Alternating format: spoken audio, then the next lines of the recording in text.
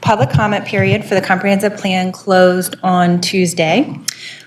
We had people making comments right up until the wee hours of the morning. We really had an amazing response. People were really, really, really engaged with the plan, which is fantastic. It also means that we have a lot of work to do because we got a huge number of comments. So I just wanted to give you a brief overview, kind of share some numbers in terms of the comments that we have gotten, give you a little bit of the flavor of them, mention a couple themes, and then mostly this is an opportunity for you to provide your comments so that we can, include those as we're making the final revisions. So in terms of the activities that we did during the 60-day comment period, we started, as you'll recall, with the briefing. With the briefing hosted by the Planning Commission and Sustainability Commission. We had a great turnout combined between in-person and online. We had over 200 people attend, and people were, I think, really excited. We also hosted open houses and listening sessions during the comment period. So we had 4 open houses across the city. We also did a listening session with the Commission on Aging. We had over 100 people attend the open houses, as well as a robust attendance at the listening session with the Commission on Aging. And then we promoted the opportunity for people to comment online. So we used the Conveo platform for people to comment online. And we have nearly 2,000 comments. I'll share those numbers with you in a moment, but got lots and lots of comments online. We also worked with what we're calling super reviewers. So we wanted to make sure that we weren't just getting comments from maybe the usual suspects, but we wanted to make sure that we had kind of reached some of the people who have been through Planning Academy, reached some different demographics that may not have chosen to participate in commenting online, and offer people an opportunity to be compensated for those efforts. And so we recruited super reviewers, and I'll talk a little bit about the feedback that we got from them. And then while we were doing the public comment period, we also submitted the draft plan to the Maryland Department of Planning for review. And so we got their comments back. I shared those with you. We got those comments back as well. So in terms of the total comments, we are over 2,000 comments received, and 1,800 comments submitted through Conveo, and this includes the comments that we got from the open house and from the listening sessions. We entered those into Conveo so that other people could see those comments.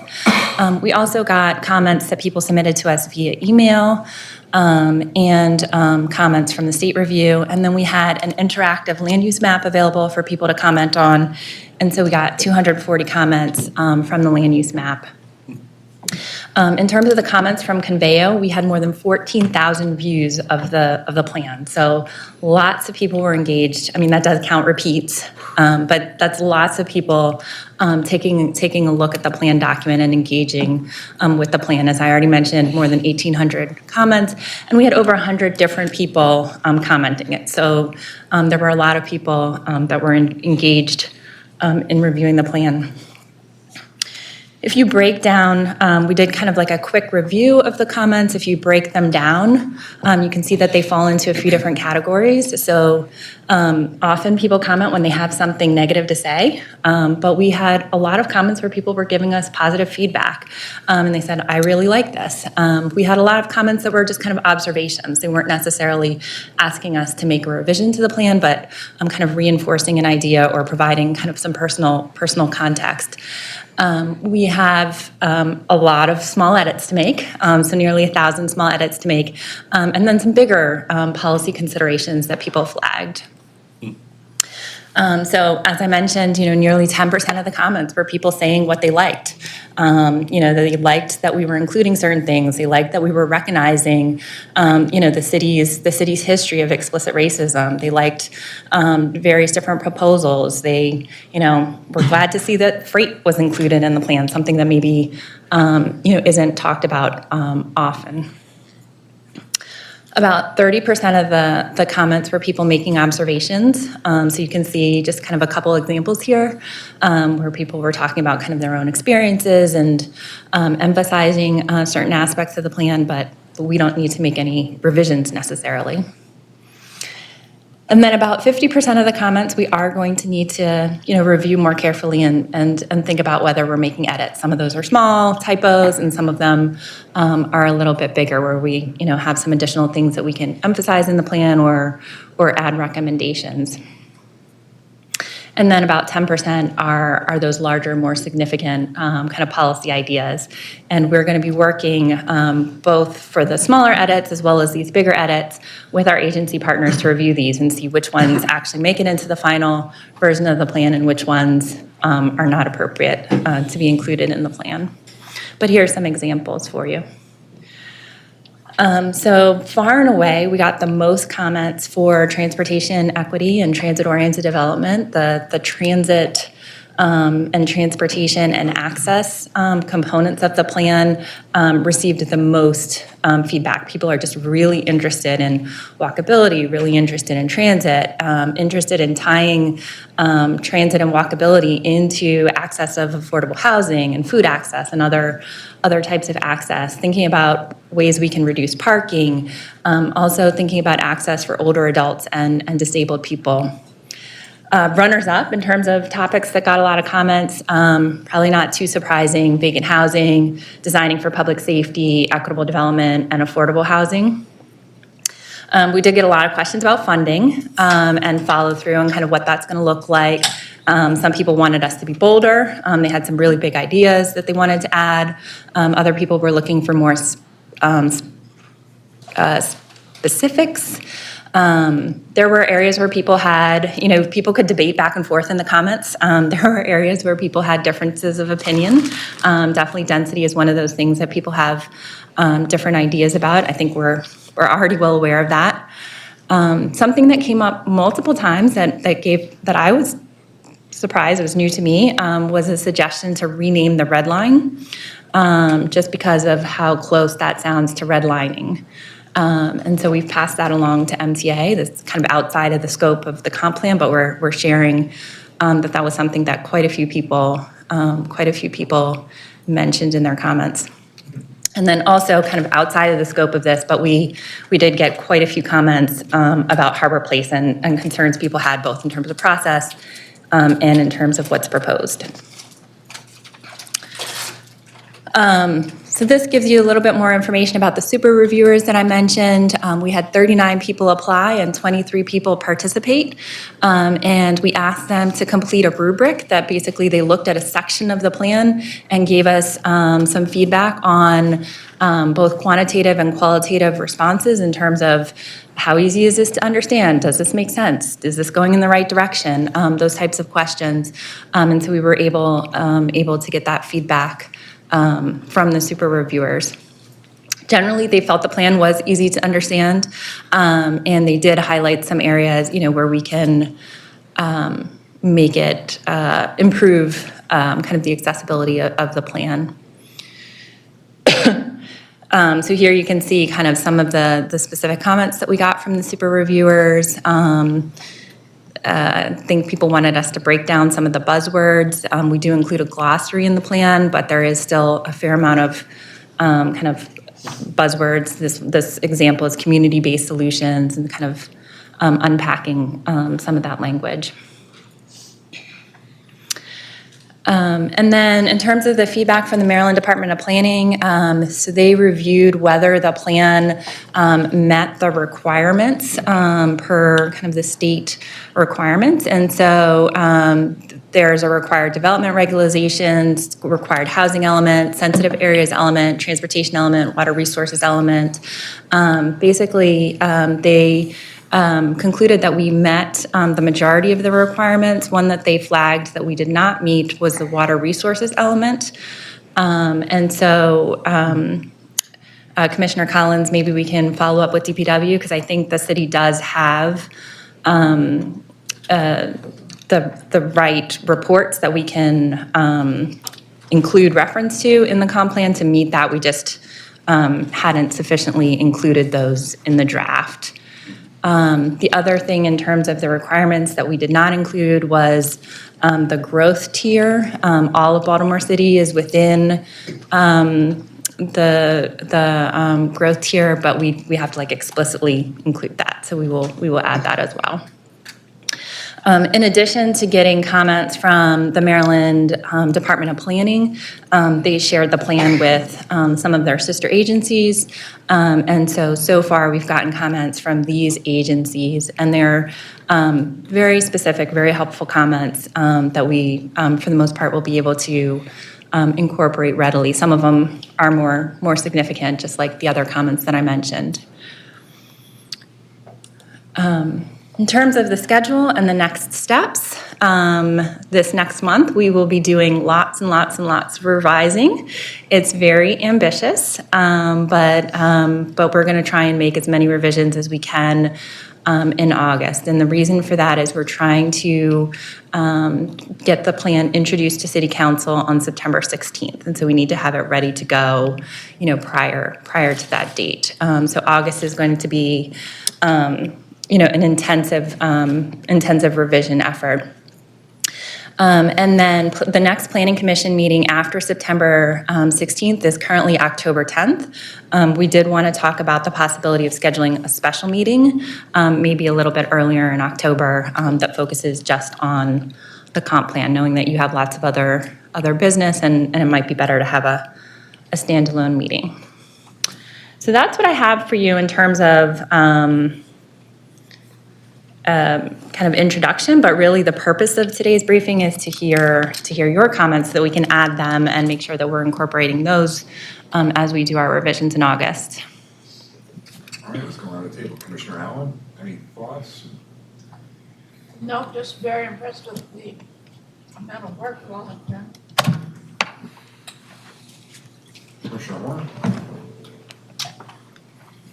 I guess it's a comment that came out of this process. Oh, recording. Try to put our microphones on, sorry. Yeah, just following up on one of the comments from one of the community, people about young people being involved in the process. Just wanted to update about how you're getting youth voice included in this.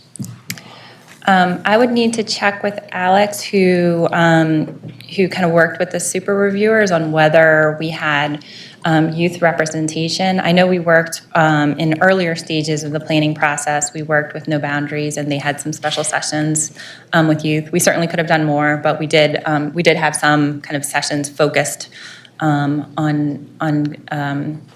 getting the youth voice included.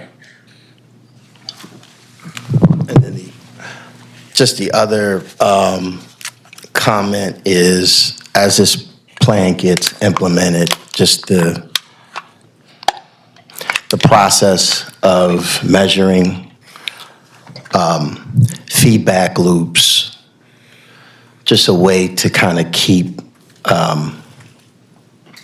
people knowing the progress. Any thoughts about that, or how that could be incorporated in this? Yeah, we have a section in the introduction about accountability and implementation, and there are several suggestions there in terms of doing that. So one of them is having annual forums. And there's other suggestions as well, where we have a meeting already scheduled internally to look at different kind of dashboards and metrics and sort of how can we use things that are already being measured and tie them to the comprehensive plan, because we know if we create kind of a lot of new measurements, they may not actually be tracked. So thinking about that, we had a conversation earlier about metrics and maybe adding in some metrics for each of the 4 themes that are in the plan. So that's something we're already looking at in terms of revisions. One of the things I would throw out for your consideration, Sarah, is that the Baltimore Together plan, I see, I'm not on Facebook or Instagram or Twitter, but I am on LinkedIn. And Colin Tarbert and Kim Clark constantly post about specific recommendations in Baltimore Together about how an event that's happened in the city has, is targeted specifically at one of the recommendations that they made. So I think, the social media campaign of, from Director Ryer out to the public saying, hey, this is, this great thing happened and this is how it relates to our comp plan would be great.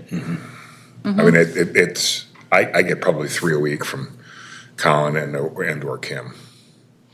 So, which is cool. And we have a new comms position in the department now. So It's great. I mean, they're really well done too. Do you get them? I don't, but Do you get them? I get Colin's updates. I don't think I get from Kim, but I guess I'm on one list and not the other. I'll take some snapshots and just send them to you so you can see what they're like. But they're quick. They're really, so. All right. Anything else, Commissioner Horn? No, just linking our progress, measuring it based on the policy recommendations, and just having some data to continually engage the partners who were in the original sort of conversation. I think would be good. Commissioner Collins.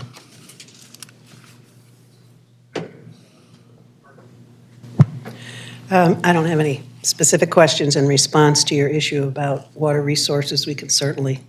We have a comprehensive water and wastewater plan that we have to do by state law. We have a lot of reports relative to stormwater management, so I would just need to know what types of information you're looking for, and we'd be happy to. Yep, I will Give you share the that. links. I've already reached out to Ava, who's, I think, giving me a list of contacts within DPW, but if I can work with you directly, that would be helpful. Okay, that's fine. And just very impressive community engagement on this plan. And I know it's hard to give people a big picture when they want specifics, but I think what we want here is directional. Where do we want to be in the future? Here's where we are, here's where we would like to be.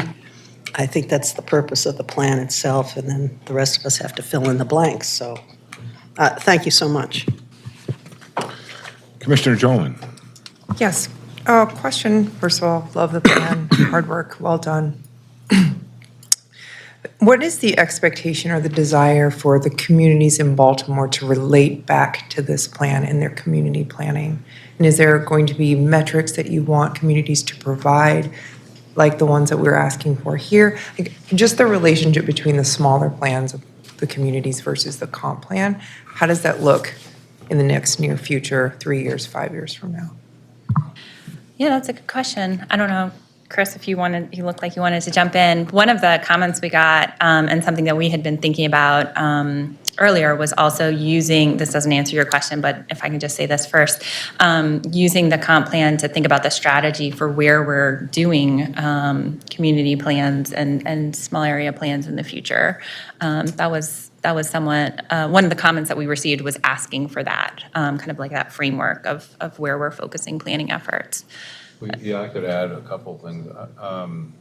Right, we haven't figured it out yet, but I think where we're going is we're trying to work with the state Department of Revitalization, Community Revitalization, to align our planning process with theirs. Their planning process tends to yield capital for projects. And so it seems like a practical approach. But then there's an equity piece that we have to layer onto that we haven't really worked out yet. So that's kind of the directions we're going into.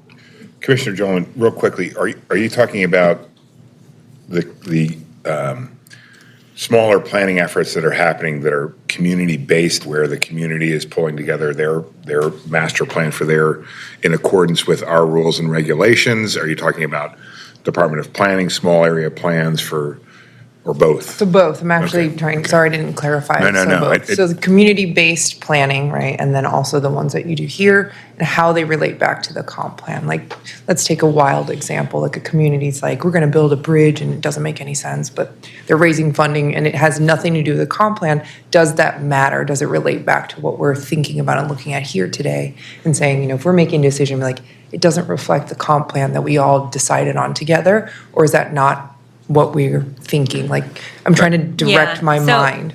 I don't think the comp plan provides kind of specificity to that level necessarily to be able to say, oh, the bridge isn't included, because it doesn't include things, it doesn't include like a list of projects or anything like that. But it does provide, for all of the policy topics that we include, it provides a menu of recommendations. And so those would be things that people would draw from in developing small area plans. Like that work has already been done, so you kind of have that menu to draw from.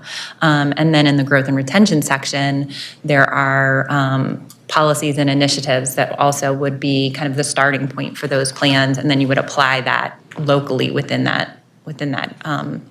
Real quickly, if I can add, Yeah, the good thing about those community-based master plan requirements is they are required to engage with a Department of Planning professional as part of that process. And so ideally, that Department of Planning professional has got the comp plan in their back pocket saying, hey, you got to take into consideration X, Y, and Z. That's part of our newly adopted comp plan. And then when it comes to the planning department, specific small area plans that they may pursue, obviously they're going to have it in their back pocket, and I would imagine and believe that obviously whatever they propose is going to have to kind of comport with our Baltimore, or have a damn good reason when it doesn't. And there may be a feedback loop between them. So we have a citywide land use map in the comp plan. And as people do small area plans, they may be refining and revising the land use vision for their area. And so then we can update the citywide land use map based on that more local planning. So it can kind of go both directions, I think, in terms of the comp plan can inform those small area plans, and then also there may be cases where the small area plans inform, the comp plan. And your goal is to update the comp plan or the land use plan every 4 years, right? 4 years. Correct. So, there is that cycle that would be promoted by that. Anything further, Commissioner? Very thorough, thank you. Vice Chair Stevenson? Nothing to add. I just want to echo great job on the community engagement, both, continuing to build on our electronic feedback platforms, as well as being really proactive with reaching out to the super reviewers and, reaching out to people instead of just waiting for the feedback to come in. So I think that was a great idea, and it looks like it provided great results. Yeah, So I think it's something we might do more of in the future. I think it was very successful. Commissioner McCoach? Yes, two things. First of all, if I recall, the last comp plan, it took something like 31 or 32 years to actually get it passed. We went from 72 to something like 2007. So this time around, we've reduced that by half. That's really good.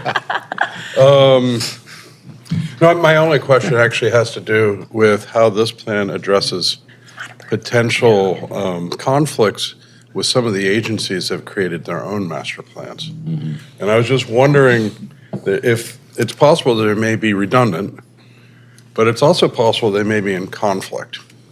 And I was just wondering if we offer advice as to how to reconcile competing plans in the comp plan. Most recent provision governs, done. So we've worked very sure. closely with the agencies on the policy topic section. So this is a document that's authored by a cast of many. And so, for example, you mentioned Baltimore Together and Larissa and other members of BDC, have been bringing Baltimore Together to bear on the comp plan. And then as things come to us through, for example, our public process, there they're also kind of looking at that through the lens of Baltimore Together. So I don't think that there are conflicts because of that that effort kind of as the plan has been built. We're also sending it to those same agencies for review, for this final version. So all of the comments that we're receiving, those are going to get screened through the agencies again before. So we're not just taking the suggestion to move Main Streets, back to BDC and just throwing that in there as an edit. Right. We're sending that to BDC and they'll weigh in and say that that's not appropriate if that's the case. So Okay, so there's. So some back and there's- forth. yeah, so that's kind of built into the process, and I don't think there are those conflicts because of that. Okay. There are cases where our plan maybe isn't as specific as we might have wanted it to be, but there are other one here. plans, covering that territory. So right now, BCRP, Rec and Parks is, finalizing the playbook, and so the specifics live there, probably more so than they do in the comp plan. Right, so there's a hierarchy in how they're interpreted. Yeah, ours is much more at the Perfect. Broader and more general in Yes. scope. And theirs would be more specific Yes. action items. Okay. And that's true if you think of Baltimore Together, BCRP Playbook. BSIT has a plan that they've done for digital equity. HCD is about to launch, their next housing plan. So there's a variety of those, but they all of those have much more specifics. So, actually, related to some of the comments you received about implementation, it would seem as though some of those might be directed towards some more specific agency plans. Yeah, so I mentioned to Commissioner Horn the idea of having an annual forum, and the agencies, I think, would participate and then share, in sharing kind of the status of their, similar to how BDC does, kind of this is what we've done with Baltimore Together, they would be sharing kind of the status of Baltimore Together. It would also help inform the status of the recommendations that are in the comp plan. Great, thanks. We were just talking about any comments from our Baltimore. Sarah went through. Do you have anything that you'd like to add at this time? No, other than just thanks for all the work, that's fine. And to moving things along. How about you two? You got anything to add to it? My interns, rising seniors at Bryn Mawr, are here to learn, observe for the. Have you done something wrong that you're now here without? Welcome.